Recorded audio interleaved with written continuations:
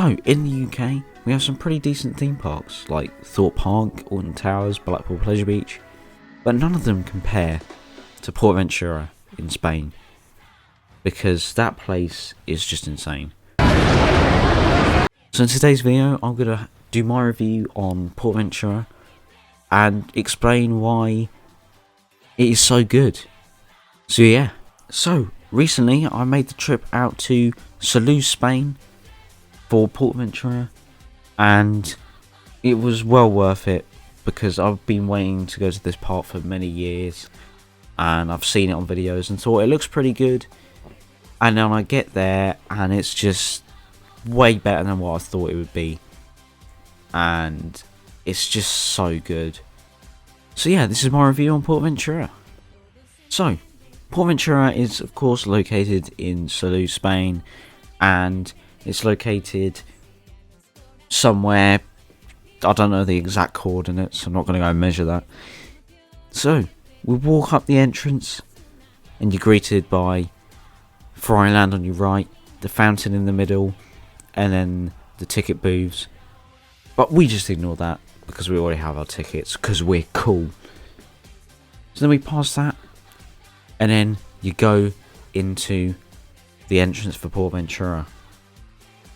And you get in and then you go around the corner and you're greeted by probably one of the best views ever. You got Shambhala off in the distance, this lake, and honestly it just is insane. And yeah, you walk around, you got Furious Bacco there, and it's just such a nice park.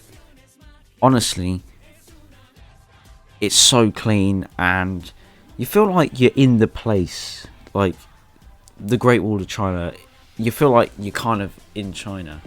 Furious Bacco with the Mediterranean area, you feel like you're in Mediterranean area because you're in Spain. So the park is so nice and it's definitely a lot better than what I thought it was going to be.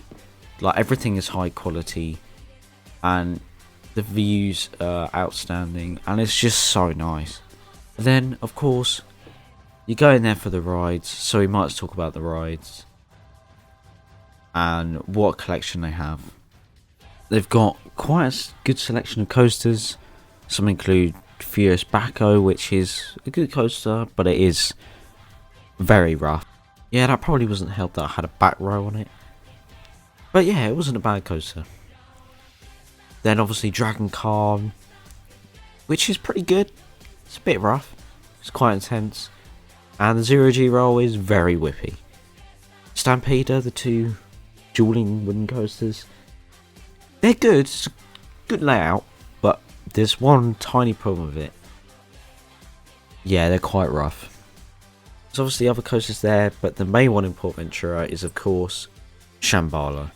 And what a ride. The airtime is insane. The first drop feels like it goes on forever. And it's just unbelievable. It's not as intense as I thought it was going to be, but it literally is so good. Like, you're out your seat for ages each hill. And it's such a good ride. Especially at night when you got all the lights. And it's just unbelievable. And it warms up quite a lot of the evenings. And PortAventura Park is pretty... It's got some other good rides like Sesame Street. Street Mission, what a ride. So good. Hurricane Condor, sadly I did not do. I wanted to do it, but I just ran out of time. Anyway, so yeah, they got some good selection of rides. And the park as well isn't too bad for price. And the food's pretty good there as well. Like, it's not too bad for price. Average for theme parks. And yeah, it just works out really well. It's just such a nice park and it's kept really well. And definitely is just well worth going. But then obviously you've got Fryland next to it, which is a lot smaller, but it's still in the same quality of cleanliness and just The theming there is brilliant. And obviously your main attraction is Red Force. And oh my, seriously, that thing just is unbelievable. The launch is very fast. It doesn't really accelerate, say like Stealth, but it gets to that speed, and for the last bit of the launch track it really picks up the speed, and it's massive, 367 foot, and you get a great view. Although it's brief, it's still so good. You drop down and that drop is insane, and then you go into the brakes and then a hop into the brake, which gives some airtime, which is surprising because the top hat doesn't really. It's just an insane ride, and it's behind Shambhala for me. This is number 2. It's awesome. And the park as well has got other stuff like Flying Dreams, which is a decent flying theatre. Personally, I prefer Flight of the Skyline. Left me a bit underwhelmed. And Junior Red Force exists, which just needs banking basically, because that is a bit uncomfortable, like half the rides at PortAventura. But saying that, Shambhala's smooth. I'd say Red Force isn't too rough, considering the lap bars. They definitely are very comfortable.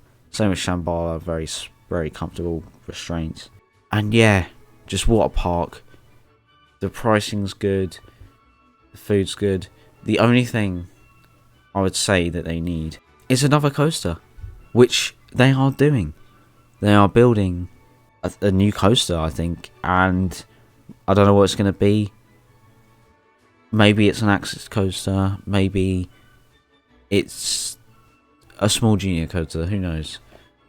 But I would like them, to be fair, to either retrack or even better, RMC Stampeder, because it would just basically mean they've got 2 insane coasters in one park.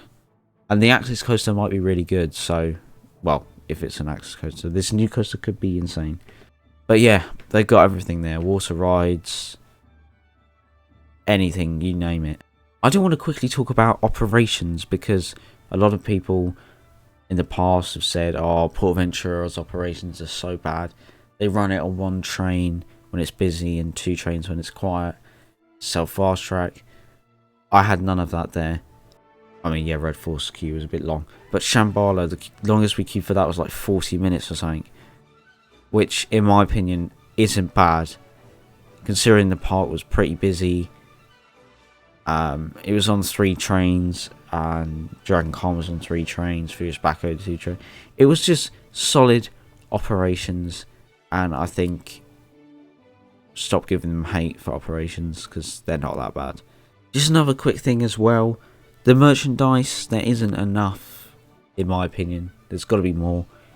Like, I was expecting like Dragon Con t-shirt, which I don't know whether there is, but I didn't see any.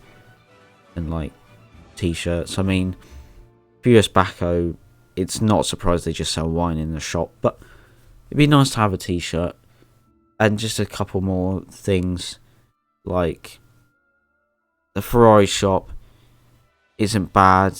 The Ferrari shop obviously is expensive, but it'd be nice to have like a Red Force t-shirt in there. Just a little bit more in there would be nice. But yeah, that wraps up my PortAventura review. Hope you enjoyed, and I definitely recommend getting out there, because that park is insane, and I can definitely see why people rank it so high. And it just deserves it. It's so good. And same with the water park. The water park's great. Well, everything about it's so good. So yeah, definitely check it out. And yeah, thank you for watching. Subscribe for more future reviews. And yeah, I'll see you next time.